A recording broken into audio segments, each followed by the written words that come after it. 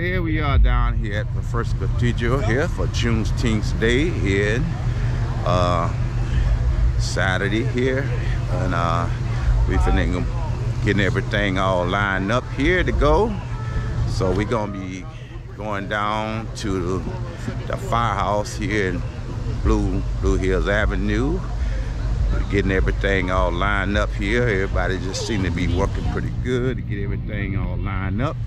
So I'm going down here to the beginning because we're getting ready to leave out of here in another 10 minutes or so. So we're going for Juneteenth Day here. Yeah, all right. Here's Ireland out of here.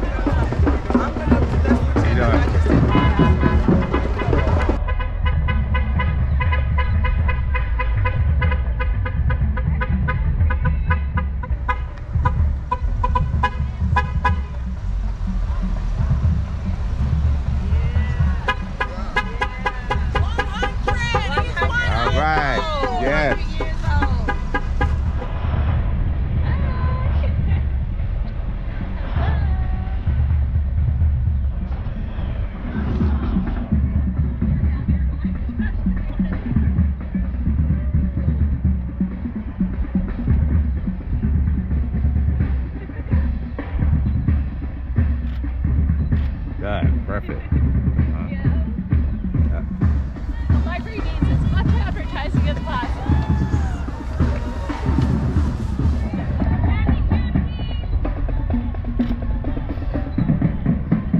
We're here representing Bloomfield Public Library. We're here for you. Library cards are free for everyone from birth.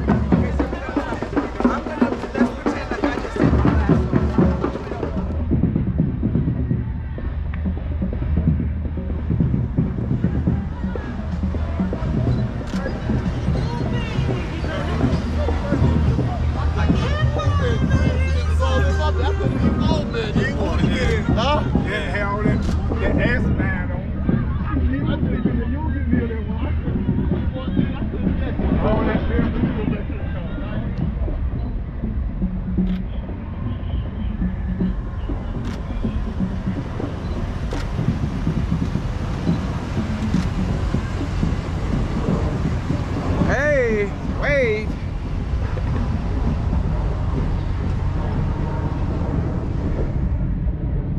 There we go.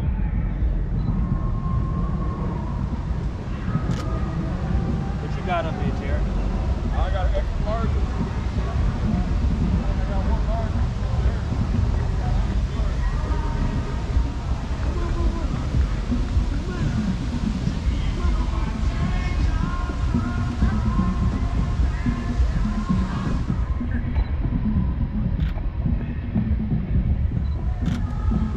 I think y'all gotta walk up. We're gonna get up. We're gonna catch up. I just want to get you while you had him on the head. Yeah. Come on, ready? Let's go catch up. Let's go. All right, catch up. Gotta run.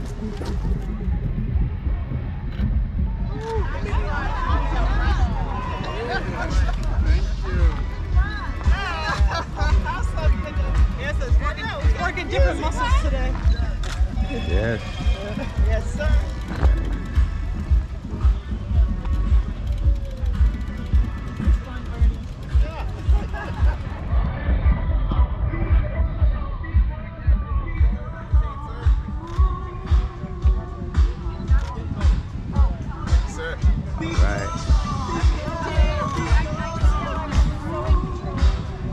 Happy Juneteenth. Yes. Yeah. Woohoo.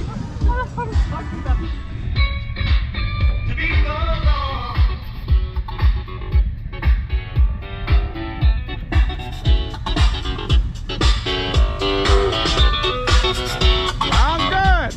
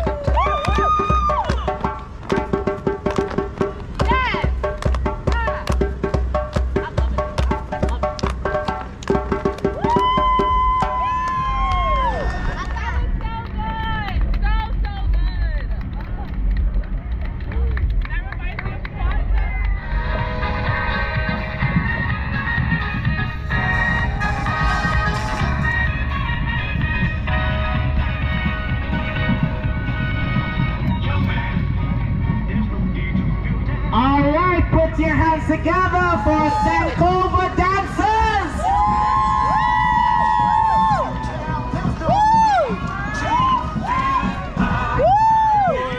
All right. All right, everything good. Everything good. Yeah.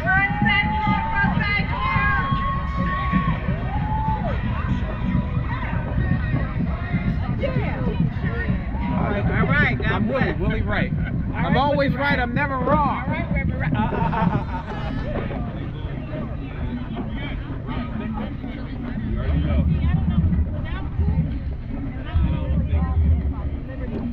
Everybody. Let us all live in peace. That's what God created us to do. As we everybody, and I mean everybody. Let us continue to fight for life.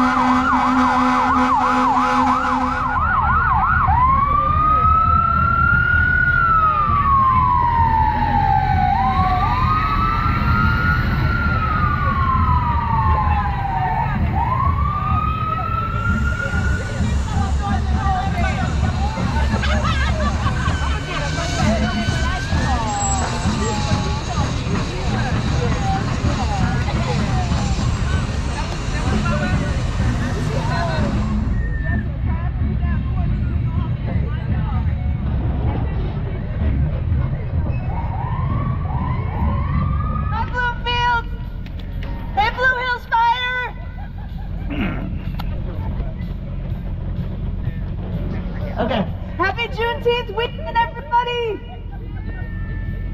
We're at McMahon-Wittenberry Library and we're about to start a concert. We would love to see you over here. Alika Hope and the Ray of Hope Project will be entertaining and educating you, and we would love to see you. So please join us. Free ice cream will be coming soon, and this is just a great day. So thanks, y'all. Welcome everyone, near and far. We are very happy to be celebrating Juneteenth with you. And we are going to get started on our program today.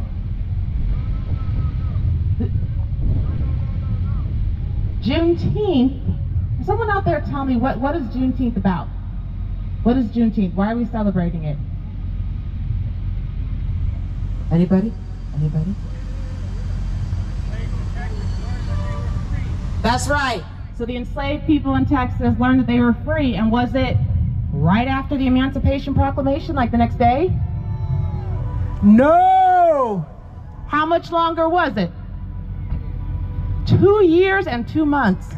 Actually, 2 years and almost 6 months. Yep, almost 2.5 years. All right. Just for a moment, if we took ourselves back in time and we were enslaved, we were living a life where we did not have freedom.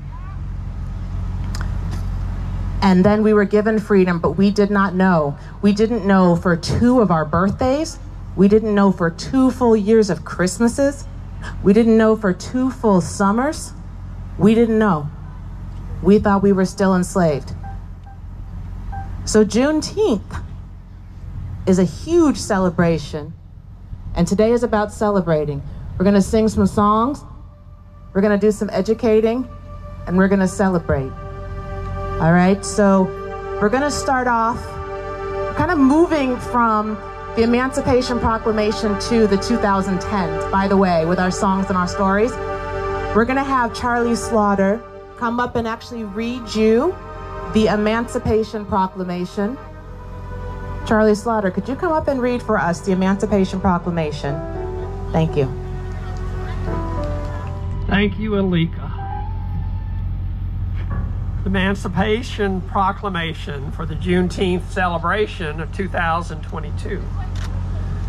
That on the first day of January AD 1863, all persons held as slaves within any state or designated part of a state, the people whereof shall then be in rebellion against the United States, and shall be then thenceforward and forever free.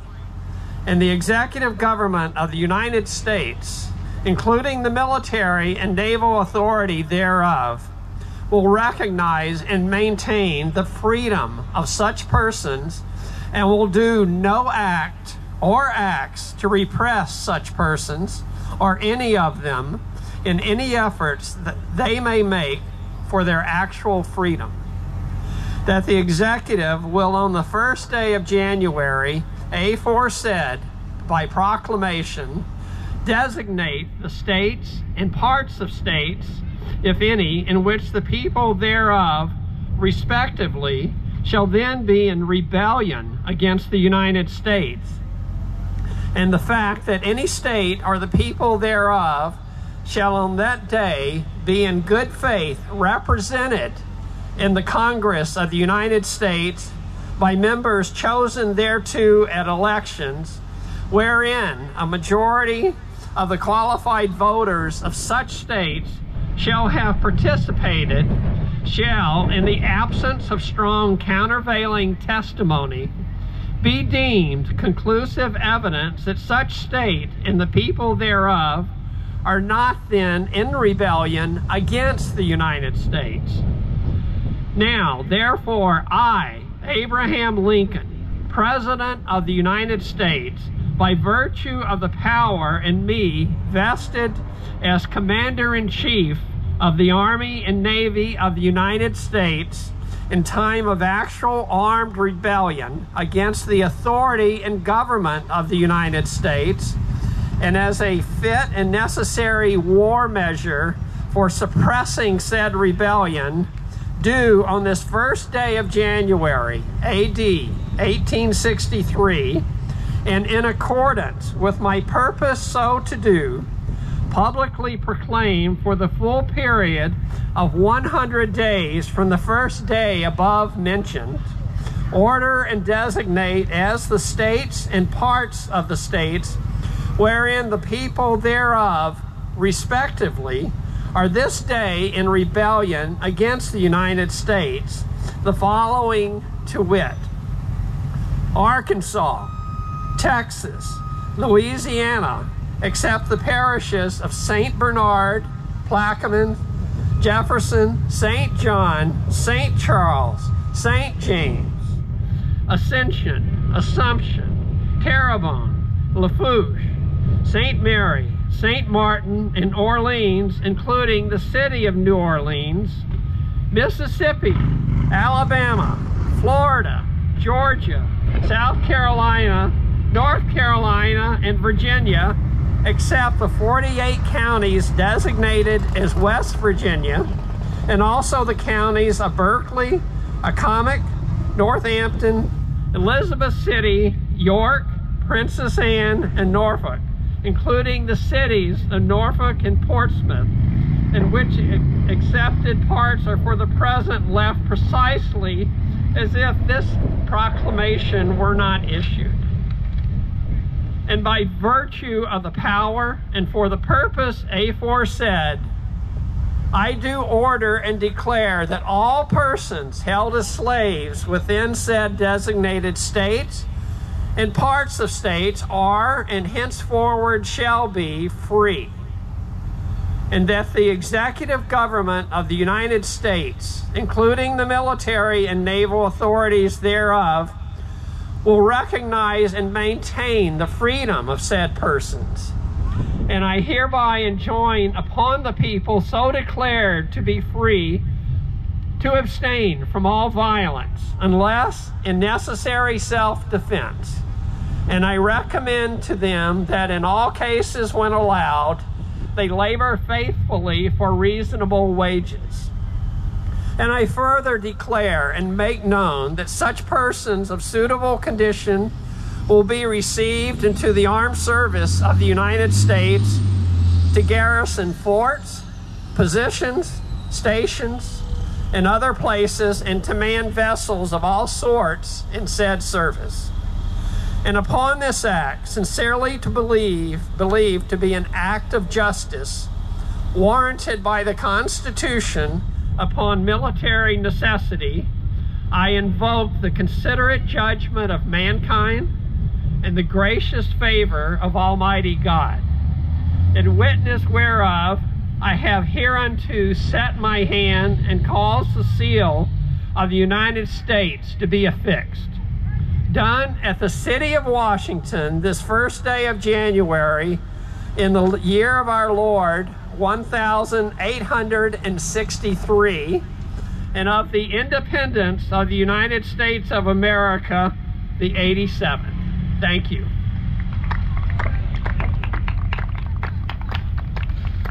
Right, thank you, Charlie Slaughter.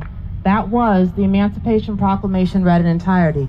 And you see that it was signed on January 1st, or effective January 1st, 1863. We're going to move ahead to 1865. Because as of June 17th, June 18th, 1865, 2.5 years later, the enslaved persons in Texas were not told they were free. So together, we're going to read General Order number 3, and my lovely assistant, Eleni, everyone should have this half piece of paper. This is General Order number 3 that informed people in Texas, you are now free, you are no longer enslaved. Ready? I'm going to start with the people of Texas. The people of Texas are informed that, in accordance with a proclamation from the Executive of the United States, all slaves are free. This involves an absolute equality of personal rights and rights of property between former masters and slaves, and the connection heretofore existing between them becomes that between employer and hired labor. Thank you. The freedmen are advised to remain quietly at their present homes and work for wages. They are informed that they will not be allowed to collect at military posts, and that they will not be supported in idleness either, there or elsewhere. So this is the start. You can see just by reading this executive order, right? There's some things that those of us today would be like, hold up, wait a minute. So I'm free, but I gotta stay here? I gotta stay in this house, right? So it was originally called the Negro National Anthem. And just a little history on it. Lift Every Voice and Sing was actually originally written as a poem by the NAACP leader James Weldon Johnson in 1900. So that's 122 years ago. His brother, John Rosamond Johnson, composed the music for the lyrics. So if those of you out there, maybe you got a brother or sister, are you sisters? You two? All three of you? All right, so see, the three of you could write an anthem together. These two brothers did. You guys could write a song together if you ever wanted to sometime. Or yeah, so these two also. There is a choir of 500 school children at the segregated Stanton School where James Weldon Johnson was principal. And they first performed the song in public in Jacksonville, Florida to celebrate President Abraham Lincoln's birthday. Could you get a copy back there? Lift. The right key? Okay. I know it up here. I don't have the music in front of me. Oh. Am I shorting out? No. Okay. I was, right? All right. Lift every voice and sing till earth and heaven ring.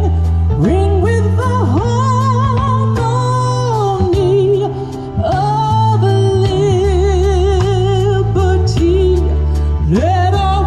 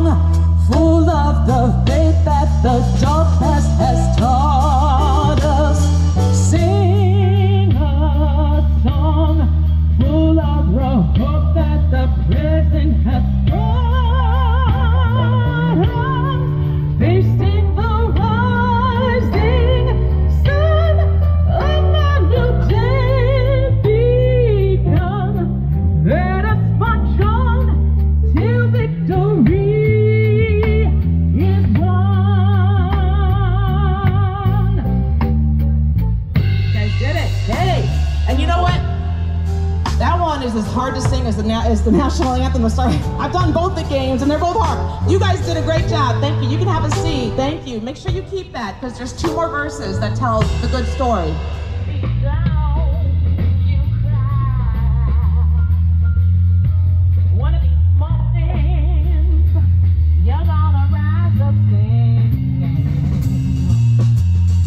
You'll stretch your wings and just take the sky.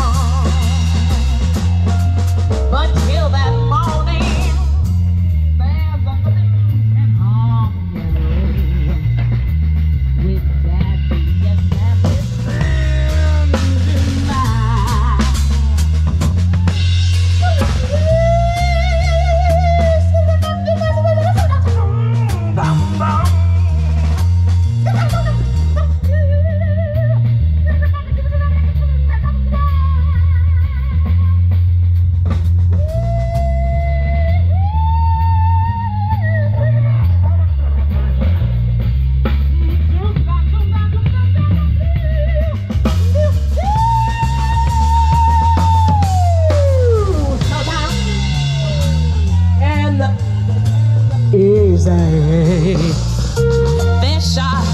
Fish are jumping in the cotton is way so high, just touch the sky. Oh, yo, that's rich, and your mom is good looking. Yeah, she is so good looking. You know what I'm saying? So, your mama's good looking for real though, Grace. Don't you cry. That's for summertime, and the living is easy, cause fish are jumping. The kite is high. Kite is high. Oh, you know your daddy rich. And your mom, you so fine, she must be good looking, sir. I know. So hush, little baby, don't you cry.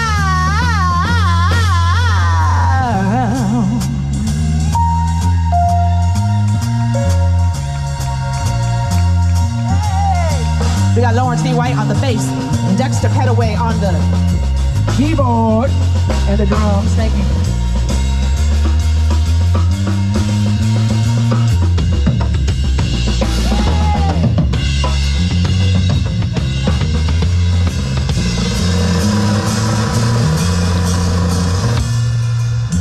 All right.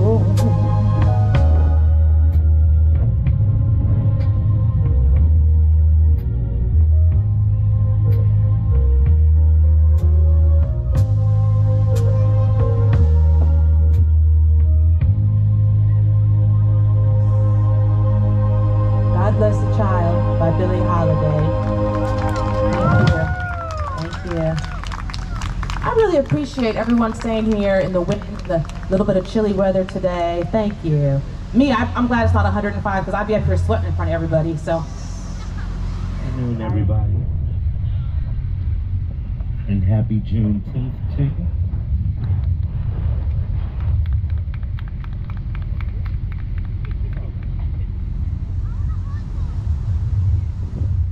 Honors and gold records are all that aren't what proudest of. I'll read that again.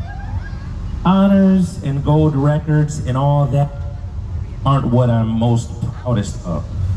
I'm proudest of what I have become and opposite to what I could have become. To be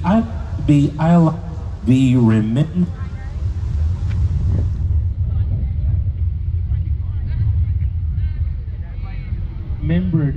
And I like to be remembered as someone who brought people together. Hey, James Brown. James Brown, I need your help. So, everybody have a sheet, or you can share. All right. So this is, I'll tell you a little history about this song. You heard what Dexter said about James Brown. People think he was so proud of his gold records and his fame and everything. But what did he say he was most proud of? He was somebody who brought people together. And the reason why I chose this song, I'm Black and I'm Proud, is because he, you know, in the civil rights time period, so this was released in 1968, it became an anthem for the civil rights movement. I want to give you a couple quotes that James Brown said. I think it's important. He also had a lot of negative responses for the track. And he said, you know, people call Black and Proud militant and angry, maybe because of the line I put in about dying on your feet instead of living on your knees. But he said, if you really listen to it, it sounds like a children's song. And I actually picked it today because it's a call and response. When I say it loud, you guys have to say, I'm Black and I'm proud. Okay? And the call and response is another type of African-American music. We do it a lot in the church, and so I chose this one. And he also said, that's why I had children in the recording. So children who heard it could grow up feeling pride. The song cost me a lot of my crossover audience. The racial makeup at my concerts was mostly black after this song came out. And he said that wasn't the truth before. But he says, I don't regret it. I don't regret it. Even if it was misunderstood, I don't regret it.